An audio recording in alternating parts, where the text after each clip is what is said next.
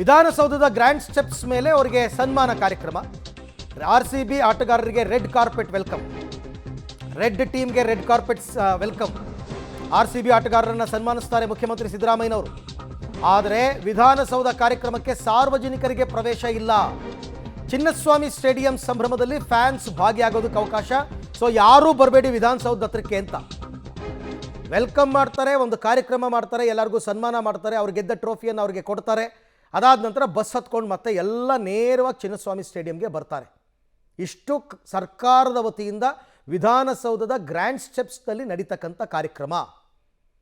ಅವರು ಹೋಟೆಲ್ನಿಂದ ಡೈರೆಕ್ಟಾಗಿ ಬಸ್ಸಲ್ಲಿ ಬರ್ತಾರೆ, ಯಾವ ತೆರೆದ ವಾಹನವೂ ಇಲ್ಲ. ಈ ಬಗ್ಗೆ ಮತ್ತಷ್ಟು ಮಾಹಿತಿ ನನ್ನ ಕೊಲೀಗ್ ಸುಕೇಶ್ ಅವರಿಂದ ಪಡ್ಕೊಳ್ಳೋಣ.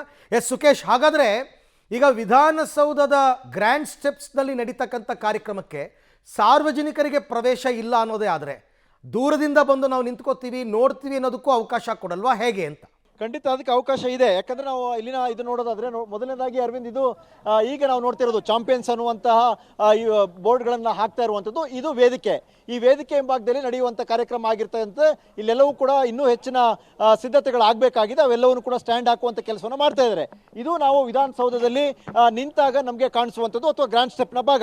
ಹಾಗೆ ನಾವು ಕ್ಯಾಮ್ರಾನ ಈ ಕಡೆ ಪ್ಯಾನ್ ಮಾಡ್ತಾ ಹೋದ್ರೆ ನಮಗೆ ಕಾಣಿಸುವಂಥದ್ದು ಹೈಕೋರ್ಟ್ನ ಕಡೆಗೆ ನೋಡ್ಬೋದು. ಅಲ್ಲಿ ಓಪನ್ ಆಗಿರುತ್ತೆ, ಯಾಕಂದ್ರೆ ರಸ್ತೆಯ ಭಾಗ ಓಪನ್ ಆಗಿರುತ್ತೆ.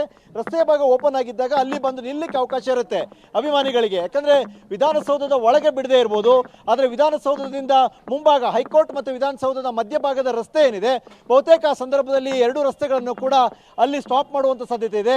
ಹಾಗಾಗಿ ಅಲ್ಲಿಗೆ ಜನ ಏನು ಕಾಣಿಸ್ತಾ ಇದ್ದಾರೆ, ಅಲ್ಲಿ ಕೆಲವು RCB ಫಾಟೋ ಕೂಡ ಹಾರ್ತಾ ಇದೆ. ಕೆಲವು ಅಭಿಮಾನಿಗಳು ಈಗಲೇ ಬರ್ತಿದ್ದಂತೆ ಕಾಣಿಸ್ತಾ ಇದೆ. ಹಾಗಾಗಿ 4-5 ಗಂಟೆ ಸುಮಾರಿಗೆ ಸಾಕಷ್ಟು ದೊಡ್ಡ ಮಟ್ಟಿಗಿನ ಕ್ರೌಡ್ ಬಂದ್ರೆ ಎರಡೂ ಭಾಗದ ರಸ್ತೆಗಳನ್ನ ಬ್ಲಾಕ್ ಮಾಡಿ ಅಲ್ಲಿ ಅಭಿಮಾನಿಗಳಿಗೆ ನಿಲ್ಲಿಕ್ಕೆ ಅವಕಾಶವನ್ನು ಮಾಡಿಕೊಡ್ತಾರೆ.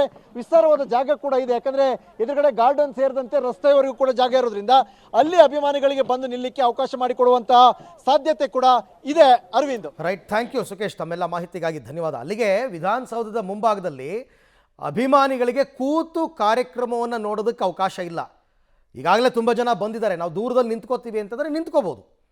ಅದು ಅವ್ರ ಕ್ರೌಡ್ ಹೆಂಗೆ ಬರುತ್ತೆ ಅನ್ನೋದ್ರ ಮೇಲೆ ಅವರು ರೋಡ್ ಬ್ಲಾಕ್ ಮಾಡಬೇಕು, ಎಷ್ಟು ಮಾಡಬೇಕು ಅನ್ನೋದನ್ನು ಅವ್ರು ಡಿಸೈಡ್ ಮಾಡ್ಕೋತಾರೆ.